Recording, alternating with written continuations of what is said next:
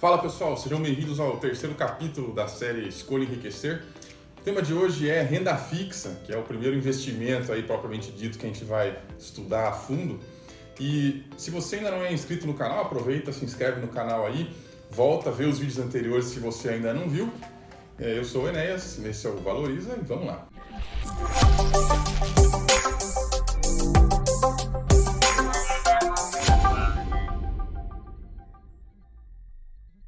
Bom, para iniciar, vamos definir o que é a renda fixa, né? Basicamente, a renda fixa é um empréstimo. Você está fazendo um empréstimo para alguém.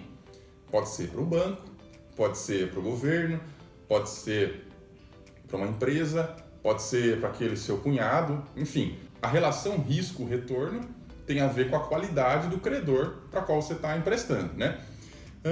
Antes de falar dos investimentos propriamente disso, eu quero passar alguns conceitos que são um pouco mais básicos para vocês. O primeiro é a taxa Selic. Isso é basicamente a taxa básica da economia. É o preço que o governo cobra para emprestar o dinheiro para as instituições financeiras, tá? Para os bancos. Hoje ela está em 3,75%. Por que ela é importante? Porque tem muito investimento de renda fixa que se baseia nessa taxa Selic. Ela é um bom benchmarking para investimentos em renda fixa. Essa taxa é definida pelo Copom, pelo Comitê de Política Monetária. A cada 45 dias, se eu não me engano, eles se reúnem e podem alterar essa taxa. A função básica dela é fazer política monetária, né? O governo utiliza essa taxa para estimular o consumo, para frear a inflação, enfim. Ela tem algumas funções macroeconômicas aí, que não vem ao caso agora, mas essa taxa é importante você saber que ela existe e como ela é determinada. A seguir, tem o CDI. Tem muitos investimentos que dependem também do CDI, por exemplo, o CDB, as LCIs, muitas vezes, LCAs e tal. Isso é o Certificado de Depósito Interbancário. É basicamente a taxa que um banco cobra para emprestar dinheiro para o outro. Como assim? Os bancos eles não podem ficar fechando o dia com caixa negativo, certo? Então, eles se ajudam. Se um banco, vamos supor que o Bradesco vai fechar no negativo, o Banco do Brasil empresta para ele e ele paga essa taxinha aí. Geralmente são aplicações de uma noite só. Funciona assim, para não faltar liquidez no banco, né? Então, um banco ajuda o outro, é mais ou menos isso mesmo. Eles são todos amiguinhos, tá, gente? Essa taxa ela é importante porque tem muitos investimentos que utilizam ela como base. Geralmente, o CDI é parecido com a taxa Selic, tá? Geralmente, ele fica próximo da taxa Selic, que é a taxa de juros mais ou menos da economia. Então, fica perto. Não é igual, mas geralmente é próximo. Um outro conceito que é importante de passar para vocês é a diferença entre taxa nominal e taxa real. A taxa nominal é aquela que você vê lá grandona quando você vai fazer um investimento. Ela é diferente da taxa real porque a taxa real é descontada da inflação. A taxa real é mais importante para a gente, porque não adianta um investimento ter uma taxa de retorno excelente se a inflação corrói tudo. Exemplo, um investimento que tem um retorno de 10% ao ano num país onde a inflação é de 11% ao ano, quer dizer que, na verdade, você está perdendo 1%, né? Sua taxa real é negativa. Isso é uma coisa que você tem que olhar. Sempre tem que avaliar os investimentos em renda fixa baseado na taxa real e, quando possível, na taxa líquida, que é descontada ainda do imposto de renda. Então, você tem lá a sua taxa básica, você desconta o imposto de renda e depois você desconta a inflação. Aquilo que sobrar é o que realmente você está ganhando. Tem também o FGC, que é o Fundo Garantidor de Crédito. Ele serve basicamente para proteger o mercado contra um pânico bancário, né? É um colchão de dinheiro lá que os bancos fazem em conjunto, é uma ONG, tá? Não é do governo, pertence aos bancos, às instituições financeiras. Eles deixam lá um dinheiro porque se algum deles quebrar, o fundo garantidor vai garantir os depósitos que foram feitos neles, os empréstimos que tem e tal. Serve para deixar o investidor um pouco mais tranquilo e também para proteger o sistema de uma quebradeira geral, né? O FGC cobre CDB, LCI, LCA, depósito em poupança, até depósito em conta corrente, né? Esse tipo de coisa. Quando a gente for falar de cada uma das aplicações, a gente vai falando quais são cobertos pelo FGC ou não. O problema do FGC é que ele cobre aí mais ou menos um valor de mais ou menos 2 trilhões de reais. Né? Muita grana, né? Mas ele tem em caixa 30 bilhões, né? Então, assim, é bem pouco, né? É bem pouco. Se acontecer de quebrar um banco aí, não precisa nem ser grande, um banco médio, o FGC já seca, né? E aí quem investiu realmente vai perder o valor, não vai ter como recuperar. Além disso, ele cobra um valor de R$250 mil por CPF, né, por pessoa, por instituição, até o limite de 1 milhão por pessoa. Então, se você tem 250 mil em 4 bancos diferentes, você está coberto totalmente, que você tem 1 milhão, que é o máximo, em 4 instituições, 250 mil em cada uma, que é o máximo por instituição. Então tem esse limite aí.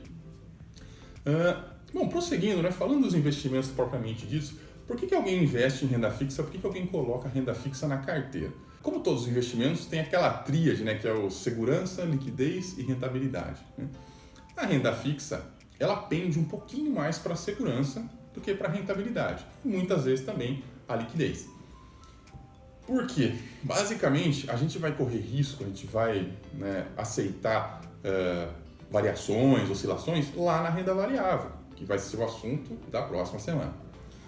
Então, lá nas ações, nos fundos imobiliários, né, enfim, em outros tipos de investimentos. Na renda fixa, a gente quer segurança, a gente quer um porto seguro, uma fonte aí que não seca, né, uma fonte que independe de circunstâncias do mercado, do humor do mercado e tal. A liquidez também é importante. A maioria dos investimentos em renda fixa tem uma liquidez boa, né? Tem alguma exceção ou outra que não tem uma boa liquidez, a gente vai ver isso no decorrer do tempo.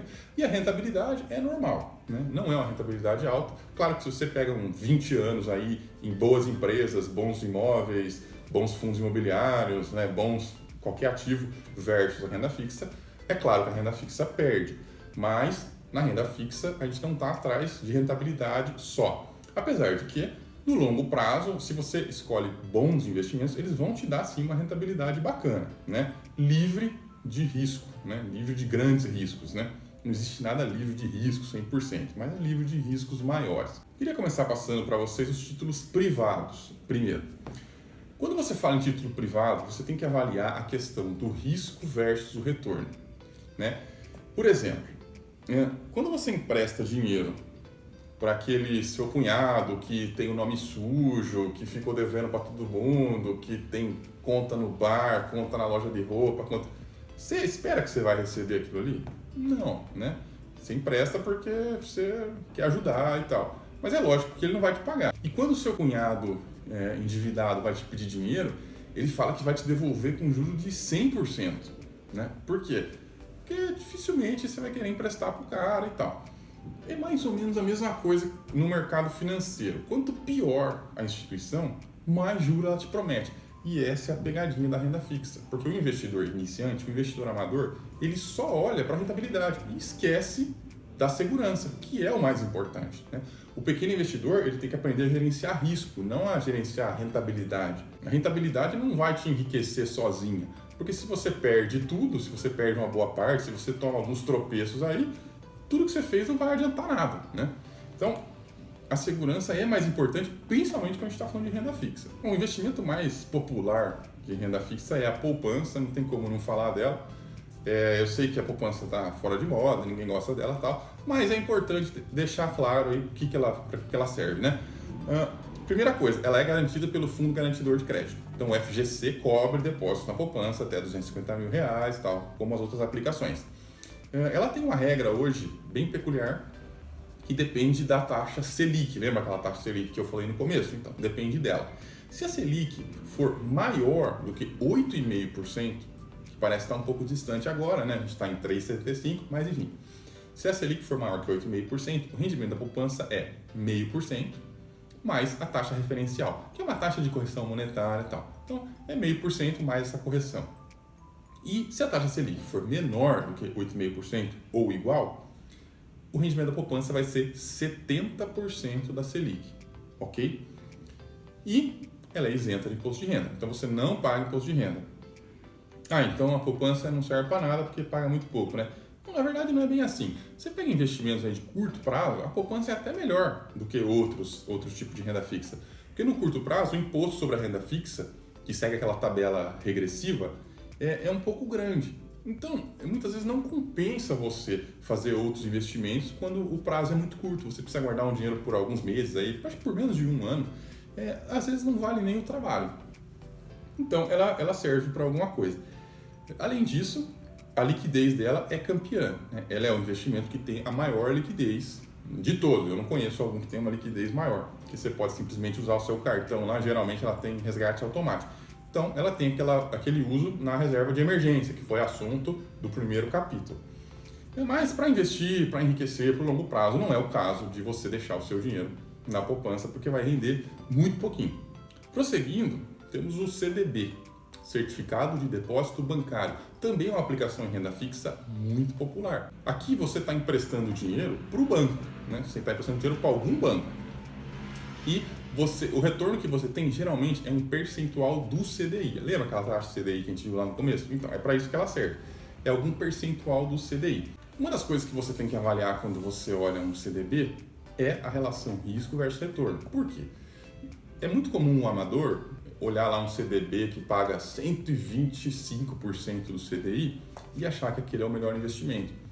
Só que assim, o banco que está pagando 125% do CDI, ele não é bonzinho, ele não é seu amigo, ele não é tonto.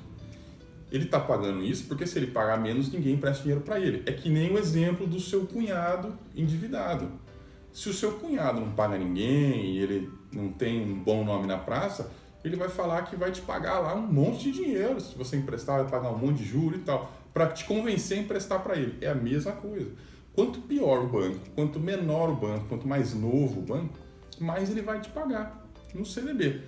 Até o momento que ele quebra, né? Alguns bancos quebram, lógico, não é sempre que acontece. Pode ser que você faça lá um CDB de 130% do CDI e ele te pague direitinho até o final.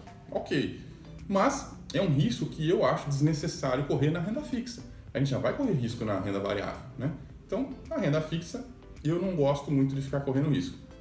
Mas você tem CDB em instituições sólidas também, que geralmente vão pagar menos. Além do problema do risco, tem a questão que no CDB, os prazos deles são um pouco menores, né? Então, por exemplo, geralmente vai ser 1 ano, 2 anos, tal.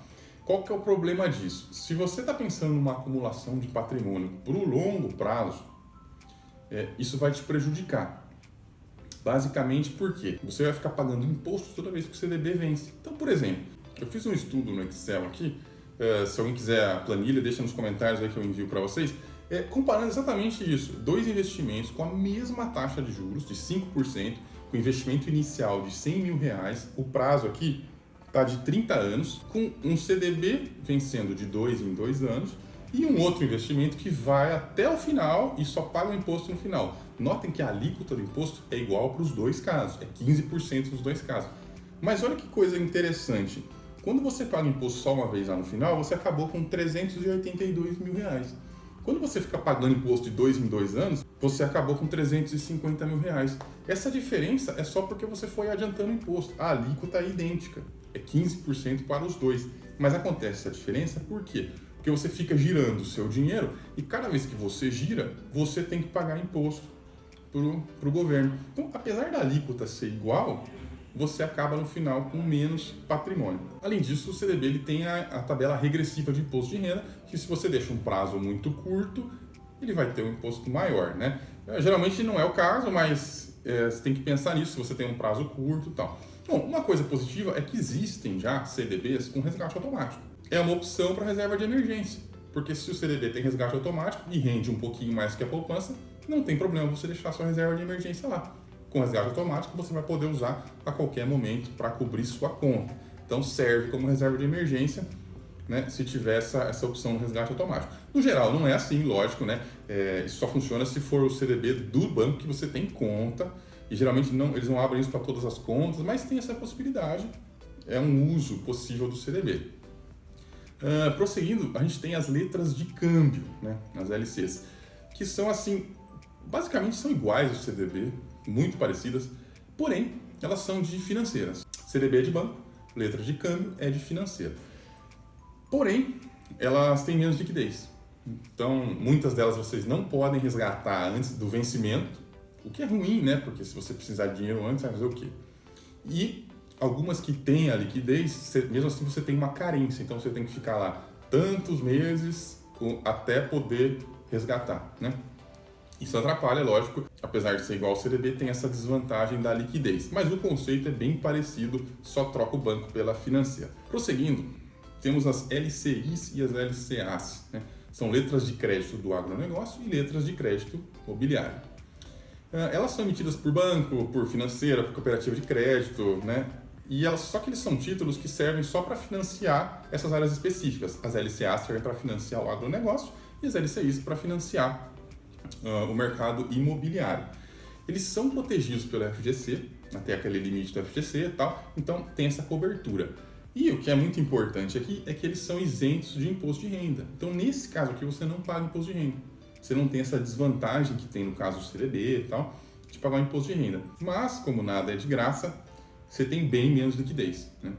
O Conselho Monetário Nacional ele tem uma norma que estipula a carência, que pode ser de 90 dias até 3 anos de carência. E, além disso, tem alguns que você realmente não pode resgatar antes do vencimento. Então, LCI e LCA tem a grande vantagem de não pagar imposto de renda, mas tem a grande desvantagem de não ter liquidez, via de regra. Fora isso, eles funcionam exatamente da mesma maneira que o CDB. Você vai comprar lá no seu banco ou na sua corretora, enfim, não faz nenhuma diferença. Prosseguindo, nós temos uma espécie um pouquinho diferente de renda fixa, que são as debêntures. Bom, debêntures são empréstimos para empresas, né? Não para instituição financeira, não para banco, são para empresas. Então, por exemplo, você vai emprestar para Vale, para Ambev, para empresas, geralmente de capital aberto. Tem algumas peculiaridades nelas, às vezes você tem debêntures que são conversíveis em ações, por exemplo, mas de forma geral, as debêntures não são assim, você vai simplesmente resgatar depois o dinheiro com os juros, tá? De novo, vale aquela regra do risco-retorno. Quanto pior a empresa, mais a debênture dela vai pagar, tá? Até o dia que ela dá calote e não paga mais ninguém, lógico. Mas a regra é essa. Quando se trata de investimentos de infraestrutura, coisas que são de interesse do país, interesse do governo, existe aquelas debêntures incentivadas, que são isentas de imposto de renda. É uma opção. Pelo fato de você não pagar imposto de renda, sua rentabilidade aumenta bastante, claro, mas tem que ter esse cuidado, né? Porque o risco ainda assim é grande. A liquidez é baixa. O mercado secundário de debêntures, apesar de ser propagandeado e que você consegue se desfazer e tal, não é tão fácil assim, é difícil. Às vezes você acaba tendo prejuízo para se desfazer de debêntures. Mas existe a possibilidade de resgatar. Só é uma liquidez ruim, não é uma liquidez boa. Eu, pessoalmente, não gosto de debênture porque você está correndo um risco de renda variável para ter um retorno de renda fixa, né? Qual que é o risco quando você investe em ações? É a empresa quebrar. Porque a variação de bolsa, a ação cair na bolsa, não é risco, isso daí é certeza, né? A ação vai cair na bolsa, não tem... aí não é risco, não tem possibilidade de cair. Vai cair, com certeza, não tem risco aí. O risco é a empresa quebrar. Porque a empresa que não quebra, no longo prazo, tende a ter um retorno muito bom na bolsa. E qual que é o risco da debênture? É a empresa quebrar também. Só que acontece o seguinte, se a empresa não quebrar, na renda fixa você vai ter aquele retorninho michuruca. E na renda variável, se você comprar ações da empresa e a empresa não quebrar, você vai ter um retorno gigantesco. Então, eu pessoalmente não gosto de debênture. No longo prazo, eu não estou falando de curto prazo, no longo prazo, o risco da debênture é igual ao risco da ação, porque o risco é da empresa quebrar. No longo prazo, tá, pessoal? Estou falando daqui a 1, 2 anos, porque daqui a 1, 2 anos tem variação na bolsa, né? Não estou falando disso. Mas no longo prazo, o risco é muito parecido e o retorno é muito diferente. Então, para mim, não faz muito sentido, mas tem quem gosta, é uma maneira de diversificar. E eu queria trazer mais um ativo também, né, dentro dos privados, que são os fundos de renda fixa. Esses são complicados, né? Bom, em primeiro lugar, eles não têm garantia do fundo garantidor de crédito. Então, fundo de renda fixa não tem FGC, tá? É por sua conta e risco. Gente, fundo é sempre lixo, tá? Tirando os fundos imobiliários, vocês já me ouviram falar aqui várias vezes, fundo não presta. Não é à toa que o seu gerente do banco sempre te oferece fundo, né? Seu corretor de investimentos sempre te oferece fundo, porque eles ganham dinheiro assim, né? Você não. Além de não ter a garantia do fundo garantidor de crédito, eles têm taxa de administração. Pois é. Apesar de investir em renda fixa ser a coisa mais fácil do mundo, os bancos e as corretoras têm coragem de cobrar da gente taxa de administração para fazer isso para a gente.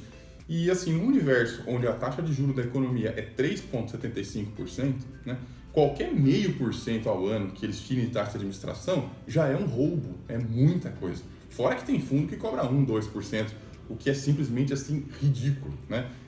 perde para a poupança, tá, gente? O fundo de renda fixa com taxa de administração aí de 1%, 1 e pouco, já está perdendo para a poupança de longe, de longe. Porque além da taxa de administração, você tem o Come Cotas, que é uma maneira que o governo arrumou de você adiantar o imposto. Então, vocês lembram que eu mostrei lá para vocês como é que era ruim você ficar de 2 em 2 anos pagando imposto, certo? No caso dos fundos de renda fixa, você paga imposto 2 vezes por ano. Maio e novembro tem o Come Cotas, que vai lá e tira o imposto dos seus rendimentos. Eu nem fiz um estudo sobre isso porque é ridículo, né? Se você vê lá que de 2 em 2 anos já atrapalha pra caramba, imagina você ficar pagando imposto 2 vezes por ano, né? Eu acho que não faz o menor sentido. É um tipo de tributação ainda que vai te diminuindo as suas cotas. Então, cada vez que incide esse imposto, você tem menos cota do fundo. É fantástico. Bom, então, de forma geral, o que a gente viu sobre os títulos privados é que você tem que avaliar sempre a questão do risco-retorno. Muito cuidado em comprar título privado de empresa porcaria, de banco porcaria, de financeira porcaria, né? Muito cuidado em correr risco. E vamos falar um pouquinho sobre os títulos públicos. Títulos públicos é a maneira que o governo tem de se financiar. Ele utiliza esse dinheiro que ele pega dos títulos públicos, por exemplo, para investir, para construir um hospital, para construir uma estrada, uma escola. Além disso, serve para o governo fazer política monetária, né? Por exemplo, se o governo emite mais títulos, né, ele está enxugando a liquidez da economia. Ele está emitindo título, ele está pegando o dinheiro do pessoal de volta para ele, né? Do contrário, se ele faz mais recompra de títulos, ele está soltando dinheiro, soltando liquidez na economia. Então é uma maneira de controlar a inflação e de estimular ou desestimular o crescimento econômico. É uma forma do governo fazer política monetária. É o investimento mais seguro que tem em renda fixa, isso não tem dúvida, pelo menos em real, né? Investimento na moeda real, mais seguro é o Tesouro. Por quê? Porque é ele que emite a moeda, né, gente? Então, lógico que o menor risco é o cara. Né? Como é que o cara que imprime a moeda não vai te pagar, né? Então, realmente é só se acontecer uma coisa muito grave mesmo. Aí CDB, CDI, pode esquecer tudo os outros, que se o Tesouro falhar, é porque todo o resto já foi pro ralo. Então, ele é o mais seguro, é chamado risco soberano, né? O único risco é do governo inteiro falir. Portanto, de fato, a aplicação financeira em renda fixa mais segura, né, na moeda real. A liquidez dele geralmente é D+1, então você quer resgatar hoje, você consegue resgatar, você consegue ter o dinheiro amanhã. Porém aqui, de vez em quando o Tesouro suspende as negociações. Essa suspensão às vezes pode durar alguns minutos, horas ou dias, né? Isso acontece quando tem muita volatilidade no mercado, andou acontecendo muito na época que teve o pânico todo do coronavírus. Mas acontece sempre, tem uma volatilidade maior, ele suspende a negociação. Então, assim, a liquidez é D+1, mas cuidado, não é sempre assim, às vezes esse negócio aqui suspende. Falando agora dos títulos propriamente ditos, né? O primeiro deles eu acho que é o mais familiar para todos, é o Tesouro Selic. Né? É um tesouro pós-fixado, o nome dele já diz, ele vai pagar para você a taxa Selic. Se a taxa Selic aumentar, sua rentabilidade vai aumentar. Se a taxa Selic diminuir, sua rentabilidade vai diminuir. Geralmente ele vai pagar lá o Selic mais um ágio ou algum deságio. Esse que eu peguei para mostrar para vocês, ele está pagando aí a Selic mais 0,03. Então você sempre vai receber isso. Se a Selic subir, né, a Selic está 3,75. Se a Selic for para 4, você vai ganhar 4 mais 0,03. E assim sucessivamente. O investimento mínimo é de 1% do valor do título. Isso vale para todos. Que no caso aqui é mais ou menos R$106. Um pouquinho mais de R$100 você já consegue investir no Tesouro Selic. É interessante, assim, o ponto mais importante que diferencia o Tesouro Selic dos outros é realmente a ausência de marcação a mercado. O que é isso? A marcação a mercado ela é a atualização do preço do título. Então, é o quanto você receberia se você vendesse seu título hoje, né? Isso varia nos outros títulos, mas nesse aqui não. Esse aqui ele sempre é constante. Então, você não perde nele, você sempre vai receber aquele retorninho da Selic, independente do que acontecer com a taxa de juros, do que acontecer com a inflação, enfim. Você sempre vai seguir a taxa Selic. Se você precisar resgatar, você vai resgatar exatamente o que você investiu, mais a taxinha que você ganhou. Então ele é muito assim, conservador, né? É muito bom para aquela pessoa que realmente não suporta ver variação no patrimônio. Aquele cara neurótico que fica abrindo home broker toda hora e tal. Para esse cara, o Tesouro Selic é uma boa, porque ele não vai variar. O cara pode esquecer, vai ficar lá o valor, sempre vai estar lá, sempre vai pagar a taxa Selic, ele deixa lá e esquece. Claro que ele não é o campeão em termos de rentabilidade, mas ele é o que tem menos volatilidade, né? Além disso, ele pode ser usado para um dinheiro aí que você vai guardar para alguma coisa. Vou fazer um negócio daqui a 1, 2 anos, por exemplo. Né? Você não precisa deixar na poupança, você pode deixar no Tesouro Selic. Vai render um pouquinho mais, né? E você fica num lugar seguro. Se você precisar gastar antes, você pode sacar e gastar. Por exemplo, está guardando lá para fazer uma viagem, né? Aí aparece uma promoção mó legal da viagem no meio do caminho. Você ia viajar daqui a 2 anos, mas 1 ano depois já apareceu uma promoção, você não pode perder. Aí você vai lá, saca o dinheiro e compra essa sua viagem, né? O que talvez fosse mais complicado se você tivesse com um título de menos liquidez. Importante dizer que o Tesouro Selic não vai mais ter a negociação interrompida quando o Tesouro suspende a negociação, né? Como eu falei para vocês. O Tesouro anunciou isso recentemente, então o Tesouro Selic não suspende mais. Até porque, como ele não tem variação de preço, ele não tem volatilidade, né? Então, a partir de agora, ele vai poder ser resgatado em D+1 sempre, o que torna ele uma boa opção para esse tipo de coisa, né? Vou guardar um dinheiro por um tempo, ou até mesmo guardar uma parte da reserva de emergência lá, não tem problema. Não guardaria toda a reserva de emergência, porque a reserva de emergência é bom ter um pouquinho mais de liquidez, né? Uma coisa que você pode usar aí no feriado, no sábado, domingo e tal. Mas uma parte você pode deixar sim no Tesouro Selic, né? Vamos supor que você é uma pessoa que precisa de uma reserva de emergência muito grande. Você tem uma família, você é empresário, você tem lá 12 meses de gasto na reserva de emergência. Você pode deixar 3 meses na poupança e 9 meses no Tesouro Selic, por exemplo. É uma ideia. Mas prosseguindo, a gente tem os títulos do Tesouro que são pré-fixados. Esses, eu não vou perder muito tempo falando sobre eles porque eles sofrem uma marcação a mercado muito violenta. Como eles são pré-fixados, eles têm um valor lá de rentabilidade que nunca vai mudar. O que acontece com isso se você comprou, por exemplo, esse título aqui, que é o Tesouro 2023, você percebe que ele tem uma rentabilidade aí de 4,59 e ele vai vencer em 2023. O que acontece, por exemplo, se a inflação for para 5% ao ano antes disso? Você vai ter prejuízo. E aí o seu título que você investiu lá, sei lá, R$1.000, vai passar a valer 800. Esse que é o risco do Tesouro pré-fixado. Então, assim, ele é um pouco arriscado, eu não recomendo para investidor, para quem quer acumular patrimônio, não é o caso.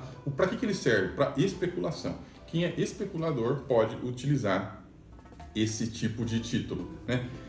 É interessante dizer que fora do Brasil, em economias mais sólidas, como por exemplo nos Estados Unidos, esse título é basicamente o único tipo que você acha. São os títulos pré-fixados. Mas como lá a taxa de juros varia um pouquinho menos, ele é um pouco mais seguro. Mas mesmo assim, os investidores lá, eles precisam usar uma estratégia, fazer toda uma estratégia, que é aquela escada de títulos, né, que eles chamam, para poder não correr tanto risco de uma variação grande na taxa de juros e tal. Porque o título pré-fixado é mais arriscado. Aqui a gente não precisa fazer essa escala de títulos, porque a gente tem o próximo título que eu vou falar, que são aqueles indexados ao IPCA. Esses, eles vão te pagar sempre a inflação mais um juro real. Então é bacana que até facilita na hora de você fazer suas contas, você já sabe quanto que é o juro real que você vai ganhar. Esses são os tipos de títulos que têm o prazo mais longo, ou seja, são os melhores, isso é consenso, tá? São os melhores para acumular patrimônio para o longo prazo, né? Aquele dinheiro para aposentadoria, aquele dinheiro para muitos anos, aqui ele realmente vai ter um retorno, ele realmente vai te devolver juros, vai te dar lucro. É uma renda fixa aí que dá resultado, dá retorno. Ele ganha, geralmente, no longo prazo, ele ganha de longe de CDB, de qualquer outro tipo de aplicação, até porque ele não tem aquele efeito do giro, né? E a taxa que ele paga, geralmente, é muito alta, né? Eu peguei aqui o exemplo do IPCA 2045, ele paga a inflação mais 4,23%. Quer dizer, num cenário onde a Selic é 3,75%, ele paga mais do que a Selic, além de pagar a inflação toda, né? Que lógico, a inflação agora vai ser um pouco mais baixa, tá? Mas mesmo que seja lá 2%, 3%, isso aqui está muito acima de qualquer CDB, de qualquer tipo de investimento, principalmente quando você olha para o longo prazo. Né? Não tem que nem perder tempo aqui. Se é para acumular patrimônio por longo prazo, você vai querer o Tesouro IPCA mais longo que tiver. Mas, claro que sempre tem um mas, né? Ele sofre marcação a mercado no curto prazo. Então, você só pode investir lá um valor que você provavelmente não vai precisar. Lógico que se precisar, você pode sacar. Ele não vai sofrer uma marcação a mercado tão violenta como o pré-fixado, né? Mas ele vai ter uma variaçãozinha aí de preço. Só que no longo prazo, ele vai te dar exatamente aquilo lá que ele prometeu, né? A inflação mais a taxa real. Não tem risco nenhum aí.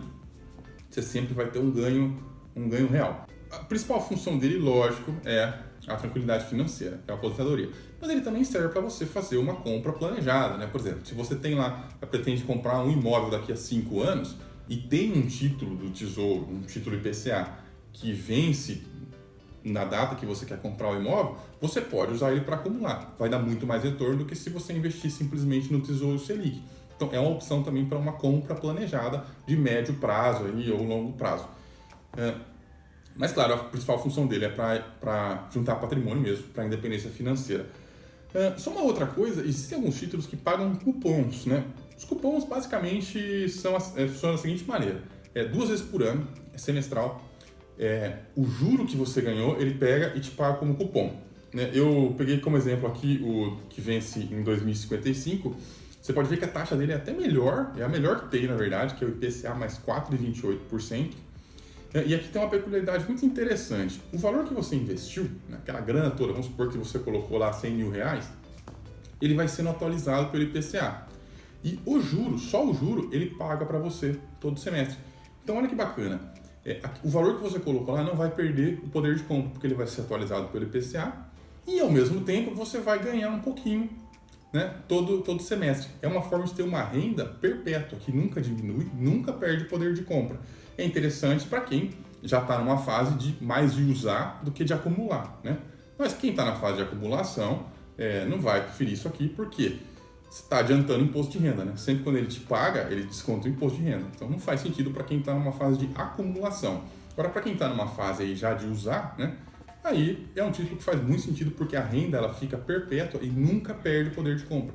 Tanto a renda que você recebe semestralmente, quanto o principal, os dois são atualizados pelo IPCA. Então você vai ganhando mais a cada ano e o seu principal também vai aumentando a cada ano conforme a inflação. Lógico, não tem lucro aí, né? O lucro é aquilo que você recebe semestralmente. É uma opção muito interessante para quem já adquiriu a tranquilidade financeira aí e só vai usufruir, lógico. Então, de forma geral, você pode avaliar tudo isso daí e escolher os títulos de renda fixa que fazem sentido para você, fazem sentido na sua carteira, que você gostaria de ter. Em linhas gerais, eu diria sempre para observar o prazo, né? Jamais invista no investimento com prazo se tiver chance de você precisar do dinheiro antes. Isso é loucura, porque aí você vai precisar do dinheiro, não vai ter como resgatar, ou vai resgatar com prejuízo, né? Ou que tenha marcação a mercado também, né? Porque a marcação a mercado, você tem uma chance de ter prejuízo. Pode ter lucro? Pode. Mas pode ter prejuízo também, então dinheiro com prazo não coloque nesse tipo de investimento, né? Você tem que zerar a chance de você precisar do dinheiro antes do vencimento. Além disso, ter muito cuidado com os títulos privados, tá, pessoal? Não é proibido ter na carteira, mas tem que tomar cuidado pela questão do risco-retorno, tá? Jornais especializados em economia, analista, Instagram, youtuber, todos vão falar só olhando para a rentabilidade. Tal vai pagar 100 e tantos % do CDI. Lindo! Todos eles, sem exceção, se esquecem do risco, que você não pode correr na renda fixa. O risco a gente vai correr na renda variável, a gente vai correr nas ações, nos fundos imobiliários, porque isso pode te deixar rico. Agora, renda fixa não vai te deixar rico, então não tem por que você correr risco aí. Muito cuidado com os títulos privados. E notem que, uma exceção aos meus vídeos normais, eu não falei muito de diversificação. Porque na renda fixa, a diversificação não faz tanto sentido, porque já é um investimento seguro, né? Se você investe lá tudo, por exemplo, em CDB de um grande banco, ou em títulos públicos, você não está correndo risco, não tem necessidade de você diversificar. Então você não precisa ter tudo isso aqui, muito pelo contrário. Escolha um ou no máximo 2 aí, né, e dependendo dos seus objetivos, lógico, aquilo que te deixa mais tranquilo. E em linhas gerais, para você enriquecer, Quanto mais longo o prazo, melhor. Então, sempre escolha aqueles títulos que têm, seja público ou seja privado, aqueles que têm o prazo mais longo, né? Sem correr risco desnecessário, lógico, mas sempre escolha aqueles que têm o prazo mais longo. Porque no final, o seu patrimônio vai acabar maior do que aquele que só está atrás de rentabilidade e fica trocando a cada ano, ou a cada 2 anos, ou até a cada 5 anos, né? Você vai ganhar muito mais do que quem fica girando o patrimônio. Então, sobre renda fixa, foi isso. Se ficou dúvida, pergunte aí nos comentários. Se você não é inscrito no canal, se inscreva no canal e até o próximo vídeo.